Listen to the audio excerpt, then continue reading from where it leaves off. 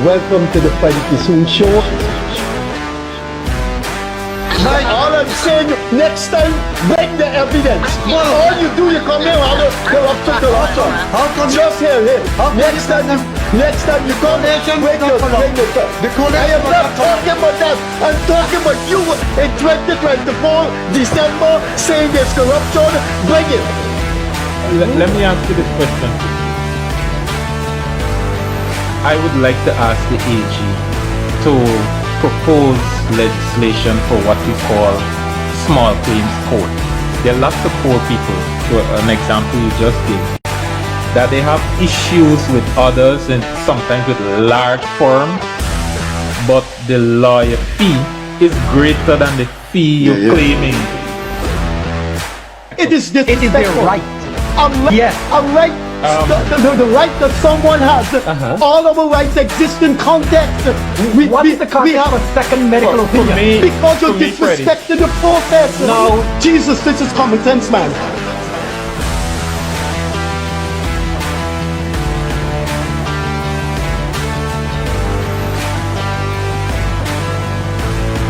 Any situation which you seem to do, you're just dealing with Afro-Guyanese issues.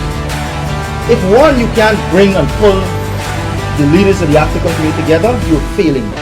And if two, you can't put forward a future, a blueprint, and a plan for African Guyanese, you're failing as well.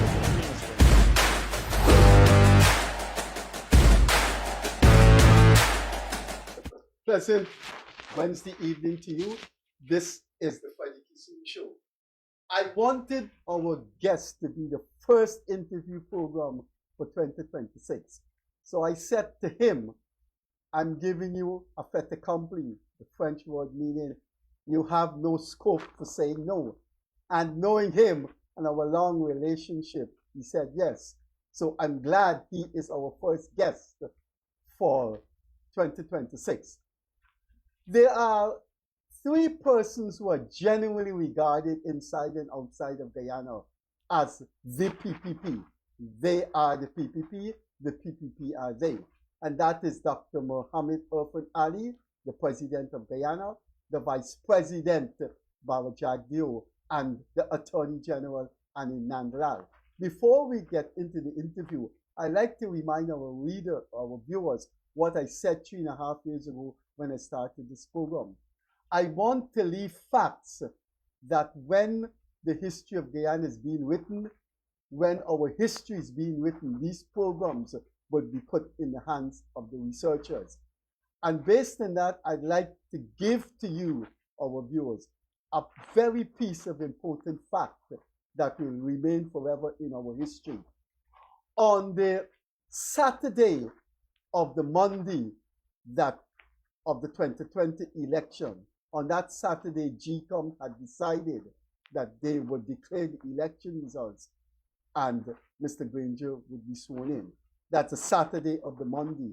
The day before the Saturday, the Friday, Anil Nandlall got an injunction from the court stopping GCOM from declaring the election results. When it was time for the declaration, the chairman of GCOM, Claudette Singh, said, I'm an officer of the court. I cannot de-recognize a court order. That was the beginning of the end of the people who wanted to stay in power in 2020. That amazing, that perhaps beautiful fact we owe to Anil Nandlall. The PPP leadership and democracy in Guyana owe Anil Nandlall an unpayable debt. If it wasn't for that Friday afternoon and the securing of that injunction by Anil Nandlall, I would not have been here. Anil Nandlall would not have been here. I don't know where Guyana would have been. I hope these few words get into our history books. With that in mind, I would now like to introduce you on behalf of my co-host, the Attorney General, Minister of Legal Affairs, and one of the long-standing leaders of the PPP, the Honorable Anil Nandlall. Thanks for being here, Protocol. You can stretch over there. You're tall enough to shake your hand. I want to start with 2025, and I'd like to have your thoughts because, as I said before, these things go into the history books.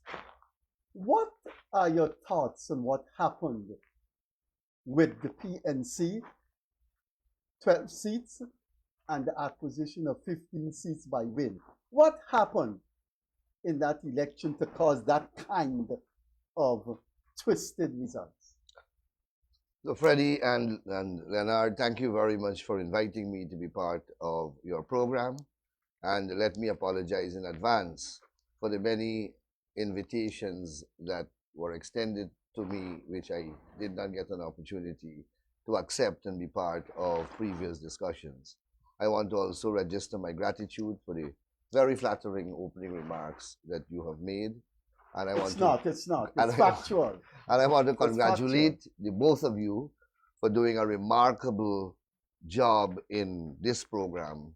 You don't have an idea how many people look at this program, they look forward to this program, they respect your analysis, and they are guided by the many schools of thought expressed on this program. And I speak not only in relation to the viewing public in Guyana, but right across the Guyanese diaspora. So please continue this job, and I wish you all the best going forward. So 2025, and how do I account for essentially the election results? Let's begin with the PNC, as you have identified them as the main architect to which I must speak. So I have said from 2020 onwards, repeatedly, and the public record will support my contentions, that unless the PNC accepts their role in rigging elections, their role in attempting to rig the 2020 elections, unless they abandon the incredulous and incredible story that they were the victim of fraud, unless they accept the results of those elections as being free and fair, unless they stop peddling an absolutely ridiculous narrative that the government is pursuing policies of discrimination. For example, publishing in the parliament and elsewhere that the cash grant that we are giving to children are only being given to East Indian children, when the thing is done in accordance with the school register, when 90% of the staff of the Ministry of Education who administers the program are Afro-Guyanese, and yet they go out and say to the public that the grant is only targeted to Indo-Guyanese children, unless they stop doing things like telling Afro-Guyanese communities that they must not sign up for the Gold Scholarship, because we had to go into all the communities of this country to almost plead with parents to break that kind of diabolical narrative and propaganda they were spreading in those communities, that only Indian children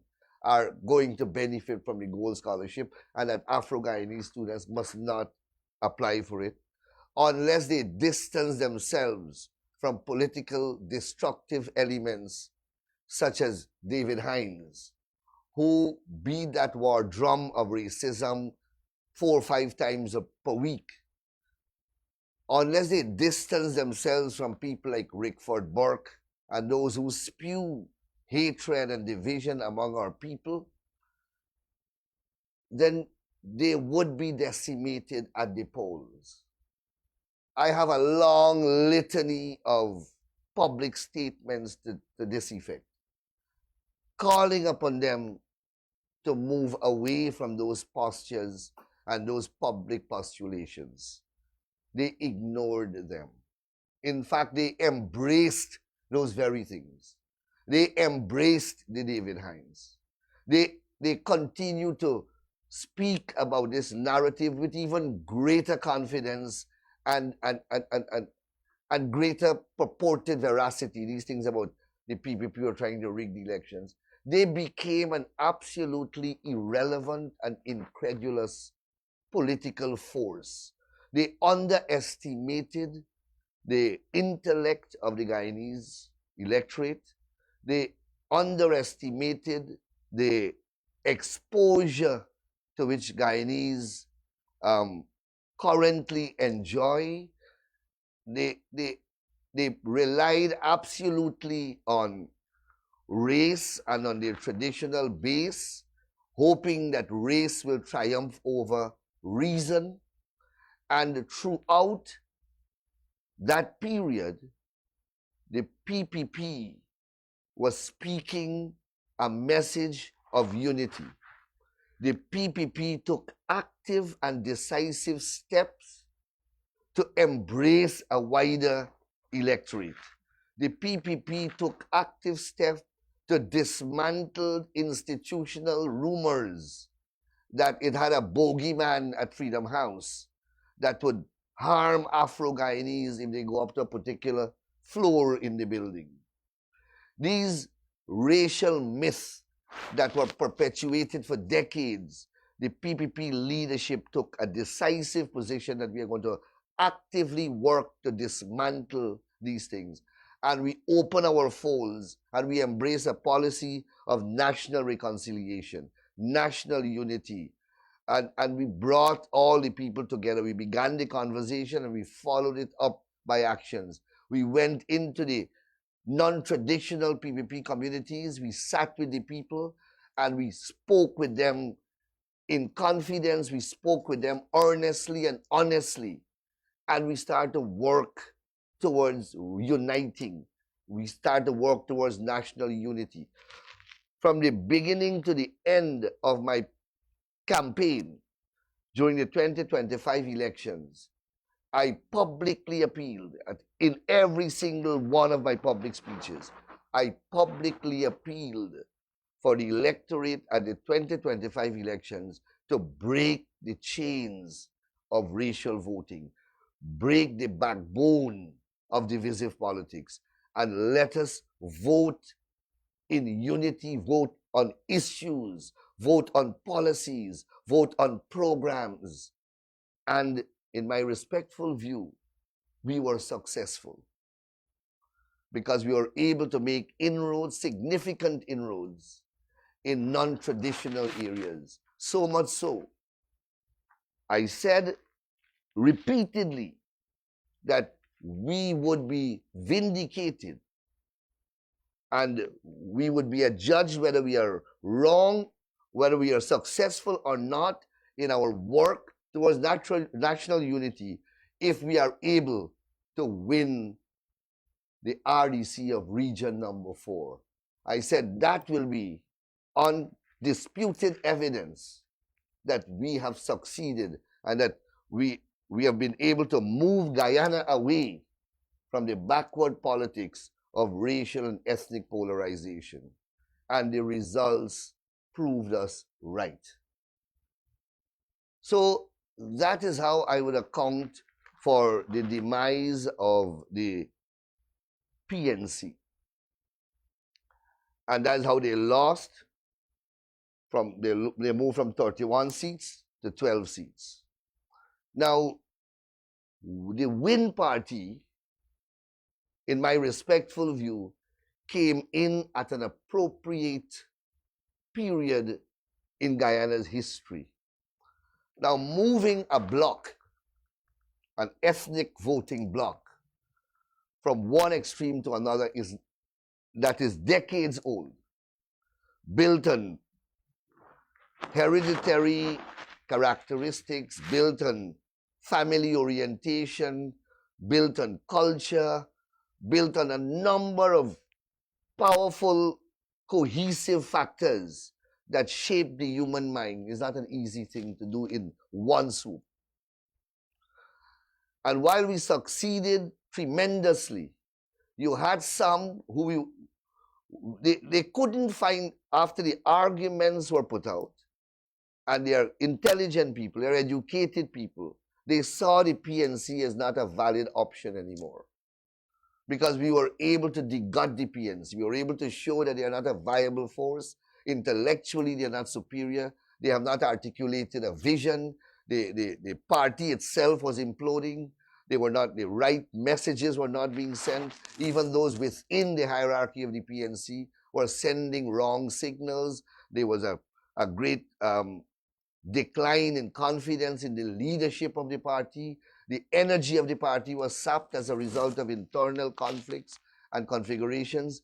So all of that dented the PNC as an attractive political movement. And while we were able to shift some across the PPP, a lot were left there. And when political party became the beneficiary of a lot of our hard work, as well as the same time of the beneficiary of the unfolding or the collapse of the PNC. And a large movement of people went into that direction. And then, of course, Mr. Mohammed has his own unique way to campaign. Political parties in Guyana have never used money as campaigning, as a campaigning tool. Yes, you use finance in having elaborate campaigns, mass rallies, a lot of posters, a lot of flags. You expend money in that regard. Political parties in Guyana and the Caribbean or the Commonwealth have never actually attempted to what can be considered as financial bribery to get votes. WIN openly did that, in particular in the Amerindian communities. WIN, for example, imported thousands of cell phones and distributed among the Amerindian communities. You have images of him sharing out $5,000 bills and thick wads of money in communities. And he did that throughout the country. No other political party has ever done that. And we have a population now, a floating population of about 20% of the overall population that fall prey to these things. The quick fix kind of thing. You had that. Mohammed had that. And Mohammed was able to create this allure, right? This movie star kind of glamour. And young people are attracted to that. So that was another motivating factor. And then he did a lot of work. The family did a lot of work in charitable work in the community. So he took advantage of all these little things. And I believe that accounted for his rise and the successes that he achieved. It certainly was not based on policies because none was articulated. It certainly was not done on charismatic wooing of the voters, to which we are traditionally accustomed in contemporary Guyanese and Commonwealth politics. You didn't have a leader who is charismatic and elegant and eloquent in his exhortation to the voting public. You didn't have a team. There was not even a list that was showcased. You didn't even have a prime ministerial candidate up to the few days before the elections. Then in addition to that, you never had a person vying for government who was indicted for a series, well, at that time, likely to be indicted and likely to be extradited to the US on a number of serious criminal charges. You never had a person who was the subject of international OFAC sanctions. And despite all of that, he benefited from an existing state of affairs caused by the different precipitating factors to which I alluded. Whether that can be sustained is a completely different matter. I don't know. But in my respectful view, there doesn't exist at this stage the structures, the type of discipline, the mobilization tools that are required to sustain a movement for any elongated period of time. All of those are absent in this thing called the win. They don't even have a party structure. Right? They have a general secretary. They don't know how they reach. Why they have a general secretary? They have a general secretary because the PNC has a general secretary and the PVP has a general secretary. They don't understand the origin of a general secretary. They don't know what the role of a general secretary is. They don't have a party constitution. They have nothing. It was an ad hoc movement that benefited from a serendipity of circumstances. And that's how I will characterize the success or the performance of the WIN party. In your last response, you did mention in passing that the WIN main candidate was likely to be extradited at that time. Yeah. And now there are extradition proceedings going on. Yeah. And I saw maybe a day or two ago that there is accusation made against the government, and I think something was filed in the court saying that the government, being a political opponent, is biased, and because of the level of bias, and which would now be intrinsic in the process, all the people who handle the documents are biased. Therefore, Mohammed is not extraditable. How do you respond to that? I'm happy that you have raised that question because it's out there and there is an action file to that effect. The affidavit is 107 paragraphs in which they detail these allegations. They detail excerpts of the vice president's press conferences and what he says, what he said of Azruddin Mohammed. They detail what I said of Azruddin Mohammed during the elections campaign. They detail what the president said. They detail what the Minister of Home Affairs said on the political campaign trail. Now, it is an undisputed fact of public notoriety that long before the election's date was fixed, it was in the public domain that they were likely to be extradited. And you can go and look at the newspapers' articles to that effect. The OFAC sanctions came since 2024 June. At that time, election was not fixed.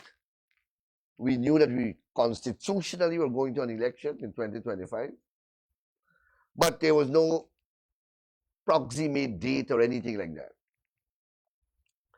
When the OFAC sanctions were imposed, what was the status of the Mohammed family? By their own public admissions, they were supporters of the People's Progressive Party. In fact, the father was an elected councillor of an NDC on a PPP ticket. So that was their status. PPP supporters by their own admissions. In fact, they have gone as far as saying that they are financiers or war financiers of the PPP. So on the political divide, they were with the PPP.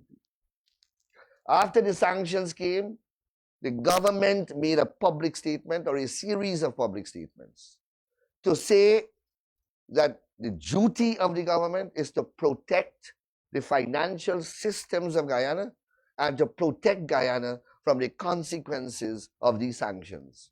The consequences of these sanctions are severe and they are listed in the sanctions themselves. One can only turn to Venezuela to look at the sanctions and the repercussions. And we began a process of disengagement as a government with the Mohammeds. They had relationships at the Gold Board, at the GGMC. They had contracts with the government. They had a license to operate a cambio under the central bank and other relationships.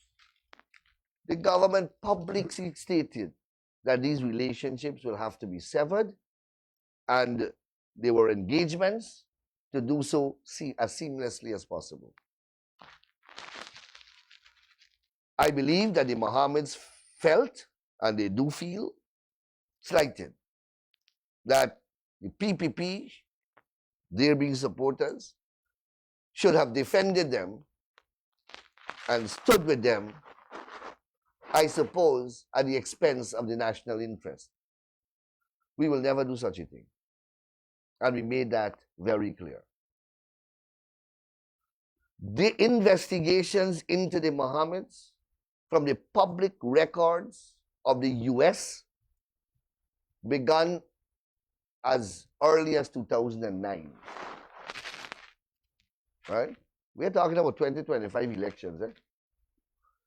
Raphael Trotman, the former Minister of Natural Resources, recently came on the public record and said as minister in 2015, he was informed by the US government that these people were under investigation. He made a statement to contradict GHK Lal, who was then the chairman of the Gold Board, who said he was unaware. And Trotman said that he could not have been unaware because Trotman as the minister received it and passed it down to the Gold Board. Right? These when you look at the offenses for which they are charged, the offenses have particulars. They deal with transactions. These transactions start from 2017, long before we got into government.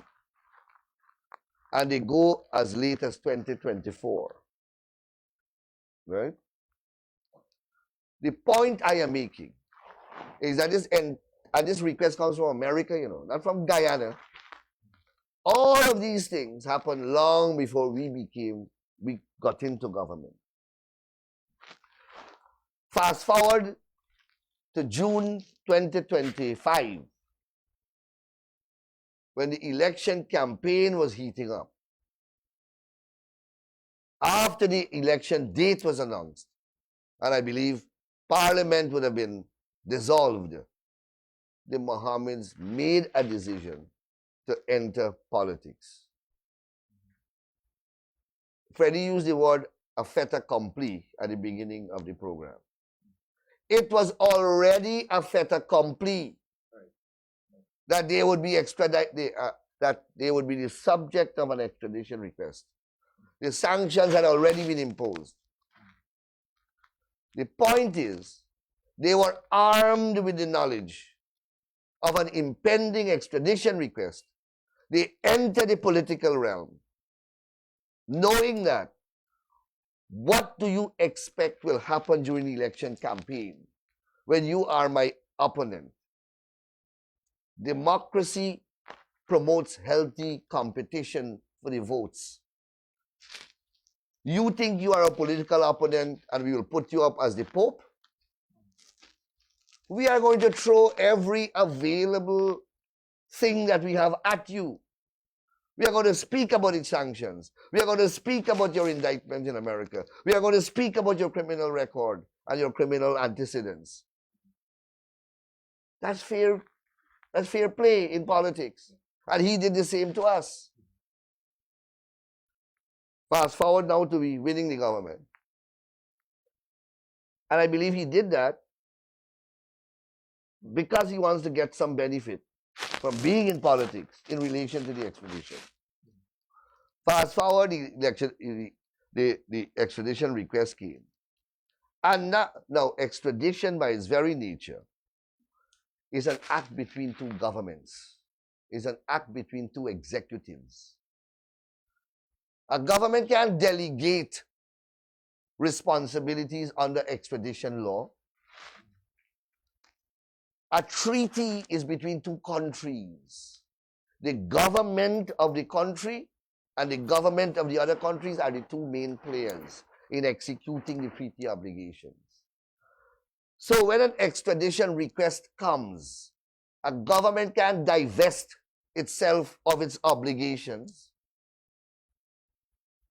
So naturally the government has to act. And as I pointed out last night, no one can point to a documented instance of a request for extradition emanating from the United States of America in independent Guyana and a government saying no. A government not acceding to the request. So what this government did was consistent with what every government would have done and consistent with our public posture on these matters, which is to stand on the side of international law, stand on the side of obeisance to treaty obligations, and stand on the side of the world in the battle against organized crime. That's Guyana's international position. We are going to change that because a request comes in relation to the Mohammeds. We are not going to do that. If the theory of Mohammed's case is right, then all a person has to do who is likely to be the subject of an extradition request or is the subject of an extradition request to defeat that request, enter into politics, and then says, oh, the government is my political rival, and therefore they are automatically biased. And that bias disqualifies them from extraditing me. If that is taken to its logical conclusion, then politics becomes a safe refuge for criminals to evade the arms of justice of another country. Right? So that's how I'll answer that question. It can't have merit. If that argument has merit, then the law of extradition will collapse. A follow-up on the extradition thing. Why must Guyana obey? Or why is Guyana under a law created between UK and the US? And it is the foundation upon which the I forget the name of the act, the Fugitive Offenders Act. Why is that so? Almost every country in the world, Leonard, is the subject of an extradition treaty. That's international law. The Vienna Convention and a whole host of international instruments. The first extradition case took place 400 BC. Extradition is not a new thing. The Pharaoh of Egypt was the first government that made an extradition request. Extradition law is centuries old, and these treaties exist for centuries. That is how the Committee of Nations evolved. It's part of international cooperation. It's part of international law. It's part of a network that protects the world against organized crime, and it is centuries old. Now, the question you should ask me is why we have not updated the treaty. Because we are using a treaty that was entered into between Great Britain and the US in 1931. At one point in time, the question was whether that treaty is still in force. And that was adjudicated upon by our Court of Appeal. Chancellor George, current Chancellor George, her father was the Chancellor, and he was a great judge. And the lawyers involved also did a lot of research. And they were able to produce to the court letters by Premier Forbes Burnham at the time. We had just become independent. And Burnham wrote to the United Nations Secretary General to say that Guyana will continue to be governed by and bound by all international agreements and treaties that had been entered into by Great Britain during colonial rule, and to which British Guyana was subject, right? And we continue that tradition up to now. Perhaps we should negotiate a new treaty, but nothing is wrong with the treaty that we have. Many countries are in our position, they're still using that 1931 treaty. That 1931 treaty was not in relation to Guyana alone. It was in relation to the British Commonwealth in 1931. And countries have moved beyond that and after independence, negotiate different treaties. But there's nothing legally wrong. But that's the historical evolution of how we arrived at where we are now in relation to the 1931 treaty. The president made reference to something that I'd like to hear your thoughts on.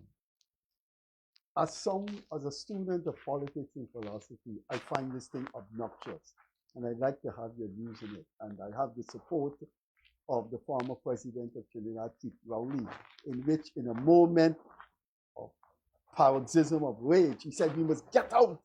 Trinidad must get out of the Privy Council." As one of, in my opinion, I taught you at Eugene. I think you're one of the most erudite lawyers this country produced, and the Caribbean produced. I don't flatter people, but from the time I saw you in tutorial at UG, I know you would have made a name for yourself, and I've written that several times.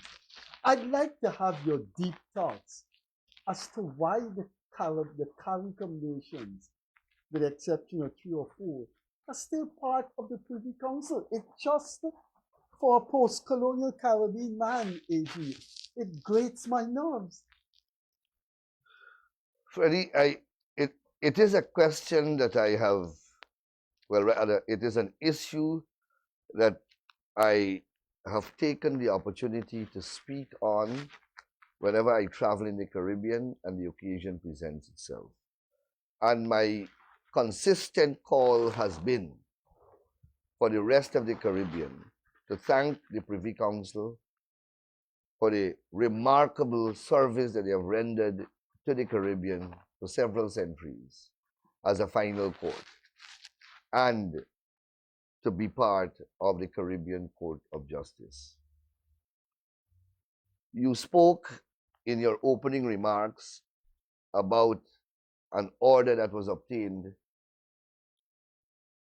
the day before the declarations were being, in fact, the declarations were already made by Mingo when that order was obtained.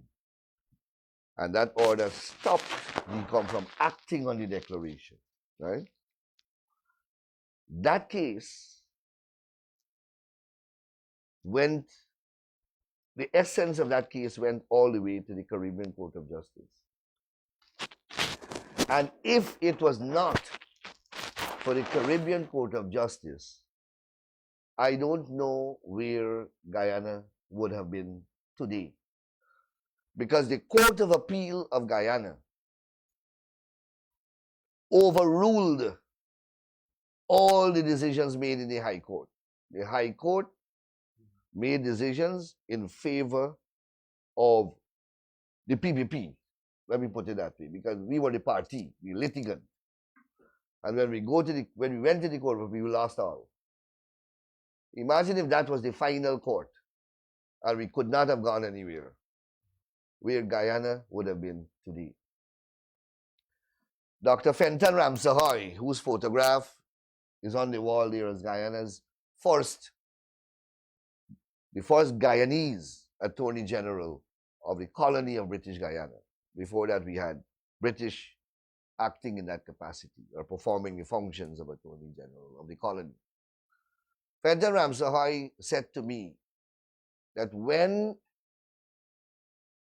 Burnham abolished appeals to the Privy Council in 1970, shortly after we became republic,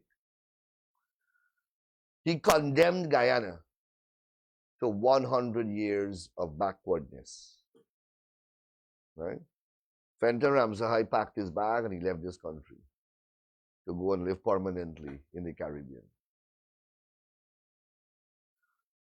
In 2020, we would have celebrated about 50 of that 100 years. And had it not been for the CCJ that overturned decisions of the Guyana Court of Appeal, we would have been condemned to the other 50 years. Right? The Privy Council there being a court external of Guyana. The CCJ has replaced that. And the CCJ can showcase Guyana as its selling point.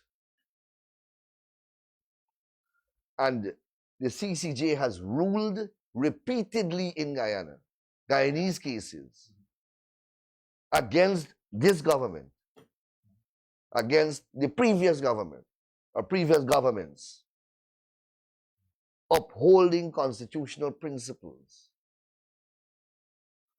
And its decision can withstand scrutiny anywhere. The Privy Council has dealt with cross-dressing being unconstitutional. It has knocked down powers that the DPP has been exercising since independence as being unconstitutional. The point I am making is that one can't cite partisanship in the rulings coming out of the CCJ. There is a philosophy that guides those rulings. And it's a philosophy. Just now you made a mistake. It's the CCJ that ruled that cross-dressing is unconstitutional. Yes, what I said. The Privy Council. Sorry, the CCJ. The CCJ, right? And the CCJ knocked down the DPP powers. In the Bisram case, an extradited matter. It said she couldn't direct the magistrate. That's correct. And the CCJ has removed a saving clause. Let me explain. It's a little complicated. In the constitution of every Caribbean country, there's a saving clause. The saving clause says that all the laws that were part of the colonial empire are going to be saved. The Constitution is the supreme law, and every future law must comply with the Constitution, must be consistent with the Constitution, must not conflict with the Constitution, save and except those laws that were there before. In other words, you have some unconstitutional law that were locked off. They were pre-constitutional law, pre-independence law. In colonial, they are locked off by the saving clause. The CCJ broke that lock. And that is why that provision that is 40 or 50 years old with the DPP was broken by the CCJ. It penetrated that law because it says that you can't lock a nation's law in a time capsule and keep it there, and irrespective of how draconian it is, how outmoded it is, there is a provision, there is a bolt that bolts off any inquiry into them for the purpose of knocking them down. And that's where the cross-dressing law was secured by. That's why it was never knocked down before. The CCJ ripped it apart. Now, that's a progressive approach. The Privy Council has not done that yet. In those countries that are governed by the Privy Council, and the Privy Council had recently had an opportunity to review this position. And it looked at what the CCJ did, and it says, we are not going to do that. We are not going to do that. All right? Now, the CCJ is not perfect. They have made pronouncements that I have some problems with. But they are organic, they are indigenous, they understand our culture, they can relate directly to the people. You see, law has to be administered in the environment that creates it. Law has to govern the people with some degree of familiarity, or else the law will become sterile. And you have the Privy Council that is so many miles away in a distant place. They have really no engagement with the people of the Caribbean, and they are still determined. They are one arm of government governing the Caribbean 50 years after independence. That can be a progressive position by any standard. You're quite you're quite an influential person as an AG. Have you ever had a quiet moment with some of your counterparts and say, man, I do it. Come on to this thing. I do it all the time. Yes, yesterday I was speaking to the lawyers appearing for the U.S. interest, the Jamaicans, and I was having that discussion with them. Quite recently, a couple of months ago, I was in Trinidad on a radio program, and I made a public appeal. Because, strangely, Trinidad houses the court. Trinidad was the main architect for the establishment of the court. And then when the court came, Trinidad backed off. The government changed. And then even subsequent government, because two governments have been alternating in Trinidad, the PNM and the UNC. And both have refused. And it would be a tragedy if the CCJ is to collapse, you know. And I am hoping that the Caribbean would lend their support. I mean, many countries have since joined: Barbados, Belize, Guyana, of course, and I think one of the small islands.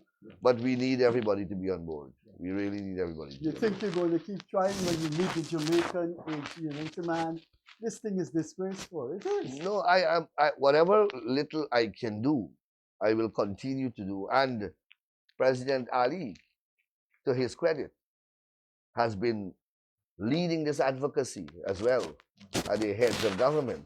And if you recall, when he administered the oath to Justice Arif Bolkan, the latest addition to the Caribbean Court of Justice, he sent a not so subtle message to the Caribbean to say that the CCJ has a ready home in Guyana if the occasion arises, right? So we are hoping that the CCJ is here to stay, because the CCJ is a welcome addition to our judicial hierarchical structure. And we needed that, and the value of it has already been established beyond doubt, and it is immeasurable. The operator said we have 10 minutes more, so what about if we switch 180 degrees into things that are not as ponderous as what we've been discussing? You're the host, you're the program. How is the family? The family is fine. My son is, and if I say so myself, with all the bias and prejudices, Avian Vihas Mohabir Nandlall. Very handsome young man. I love him dearly.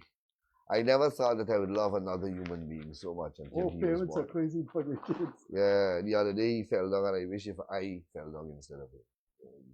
Scratch his nose. Can I be absurd and publicly announce that the family may be enlarged soon?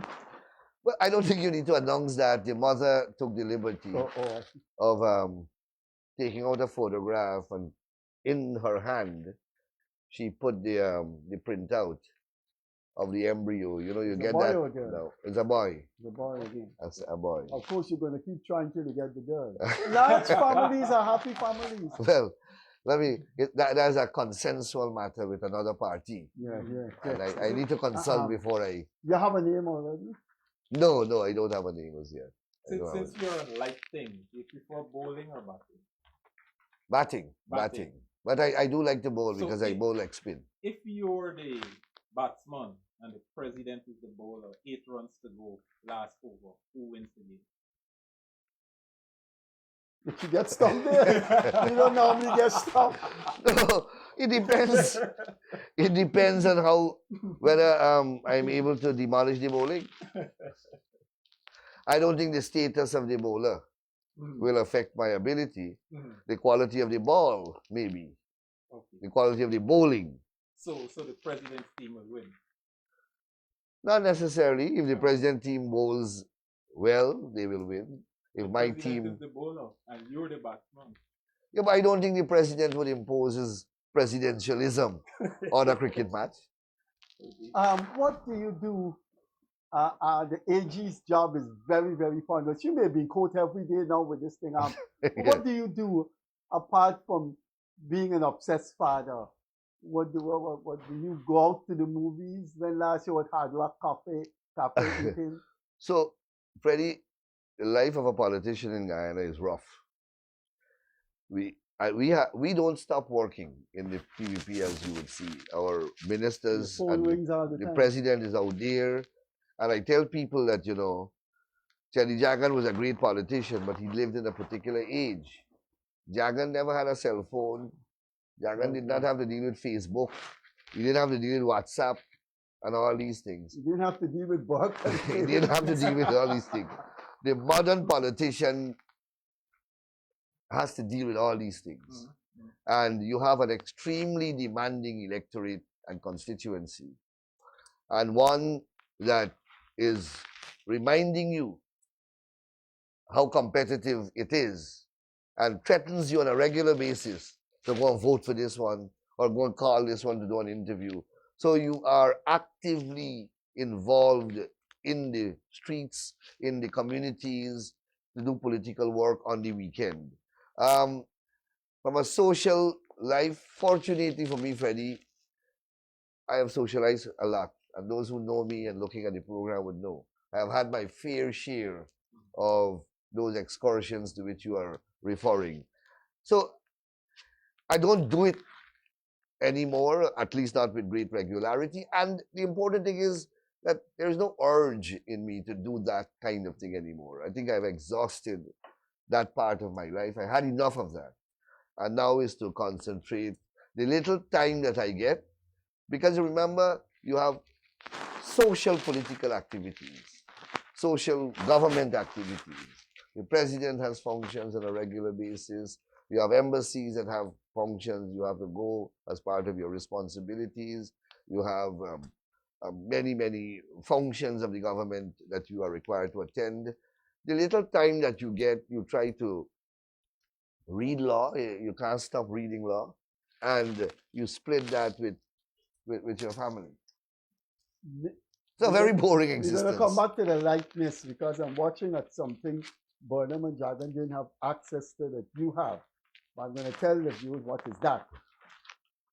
Which piece of legislation you think that was in your heart, in your mind, and that's the one that is closer to your heart, that you have achieved? That's really difficult because there are several. The one, for example, simple. The simple ones are the most important ones. For example, the one that allows the unmarried woman to apply for letters of administration. She had all the rights that a married woman would have had if she had lived with the man continuously for 5 years prior to his death, except that she couldn't apply for letters of administration for his estate. She was entitled during his lifetime to half of his property, but entitled to zero if he died. And that was a great lacuna in the law, which I was able to bridge. That has empowered thousands of women, tens of thousands of women. Another little piece of legislation, amendment that we did to impact positively the lives of people is if you die, you had to get letters of administration to withdraw your money from the bank. And that letters of administration will cost you a lot of money. It would take a long time. You got to do the funeral. The family don't have any money. The money is in the bank, but the bank will not release the money. Or you may be owed by your employers. You may be entitled to some kind of insurance, but nobody will pay you unless you get this letters of administration. We changed the law to allow you to get X amount of money, and then you apply after that. That has impacted positively the lives of thousands of poor people. Two quick questions along the same line, Mhm. which has to do with bail. Mhm. I raised it on one of our programs the other day. I go to the police station. I'm charged. I pay bail, $40,000. Mhm. I go to the magistrate. She reduces the bail to 30,000. But I got to find that bail, and I'm kept in custody for a bail that is lower than the police bail, which is the state bail. Can't we have a reform that says bail is transferable and police bail is transferable to court bail and court bail is transferable to fine? Is that possible? All right. So that's a neat, very nice question. So first of all, let me just explain that when you go to the police and they grant you bail, that bail is to ensure that you appear in the court. Yeah. When you go to the magistrate and you are granted bail, that is to ensure that you return to court on the next date to go to trial. So it's a different bail. It's not the same bail, Understood. right? Practically now, you were supposed to be able to take that bail receipt that you would have received at the police station right there to the policeman sitting there, and he supposed to have signed at the back, and you could have gone and then cashed that bail. But you're asking a very important question. Why, if it is the same system, the money is going in the same account, why the bail is not credited, right? The legislation currently does not permit that, but I am currently reviewing the Bail Act. The judiciary has identified certain things that they want me to correct, and that's something I certainly will consider. And these are the things, Freddie, that I like. In this program and in all programs of this type, I want the input from the public. You see, the law is intended to regulate people. And it is important that the people themselves have a say in the laws that we are passing. Now, when I do consultations, it's sometimes very difficult to get consultations to the people who really matters. I do consultation organizationally, so you get a number of organizations that come. But the man who is directly affected, for whatever reason, he doesn't come forward. I don't get his views. But you have that opportunity, you speak to people, and if you can channel those things to me, right? And I like that engagement. I want to come that I want to you certain you speak to people. I live a very simple life, so I go in the supermarket. Yes, I know. I read all your articles. And I tell you this, from my practice, my activism out there is a general perception, very pervasive, very ubiquitous, that you're the next presidential contender. Are you preparing yourself for that, or it's too daunting what it will involve? But generally, people see you. I'm out there. It's you, Baba Jagdeo, and the president, and when people talk with the PPP. Do you think you're up to it? It's going to be one thing at a time.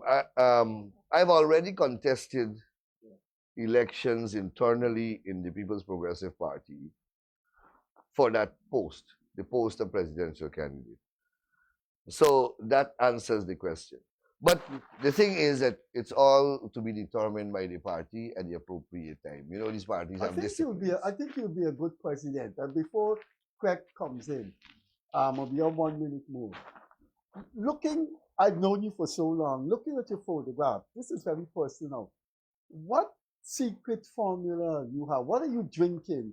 What are you importing from Afghanistan? What herbs? You don't age. No, I do age, but I don't know, water. The natural source of life. For our last minute, but I got two questions. Yes. Question one, I put all two together, you answer them in one. Question one is access to justice. Sometimes small people, are not able to access justice. For example, a civil court, like a small claim court. Somebody owe you a $300,000 or you go just to talk to the lawyer. You might got pay $10,000 and people turn away. Can't we have a small claims court where people could ordinarily just go access the court with without all the large formalities. That's one. Mhm. And two, it is extremely difficult to discipline lawyers in Guyana. Mhm. And Freddie said we walk the road every day, and that is a complaint that we get consistently. That I pay this lawyer to do this, they didn't do that, they didn't give me a receipt, and all those kinds of things. Last night on Issues in the News, I spoke precisely on that point. Mhm. Fortunately, the judiciary has taken the position that there must be legal reforms regarding the profession, the legal profession. I had a brief discussion with the president of the Bar Association last night, and he is in agreement. Like you, I walk the length and breadth of this country. I am the minister with responsibility for justice in the country. The complaints against the lawyers for alleged dishonesty, alleged negligence, alleged irresponsible engagements with clients are too numerous to ignore. Right? Too numerous to ignore. And I speak from the perspective of bettering the profession because I'm a member of the profession. The profession is a great profession. It's self-regulatory. That self-regulatory status carries with it responsibilities. You can't want to be self-regulate and then you create your own, So we have to strengthen the accountability and transparency process. We have to strengthen the disciplinary process. We have to strengthen the type of remedies that an aggrieved party can receive. And we have to make the profession more responsible. And I don't believe that there is anyone out there, any lawyer out there, who can, in principle, justify an opposition to these reforms. As I said, the Bar Association supports it, and the judiciary supports it, and I support it. So we are moving in that direction. The operator said no time. So can I make a request to you? I've known Craig a long time, and he said he likes politics. He's staying in politics. Can I ask you 5 years before, when your presidential candidate went out, could you make him a campaign manager? Would you consider making him a campaign manager? Is there a possibility? This is the end of the Is there a possibility? Is there a possibility he would do good? He would do good in your campaign. He would do good in your campaign. As the person, as the subject person, he says it's the end of the program. Reggie, it's always nice talking to you. Thank you very much. It was a pleasure. Thank you very much. This has been our first interview program, and it couldn't have been with a better person, based on my perception of politics, than Anil Nandlall, the Attorney General and one of the nicest politicians you can find anywhere in the world. And I say that unapologetically. We'll see you on Friday. Bye-bye. Catch you later. Thank you.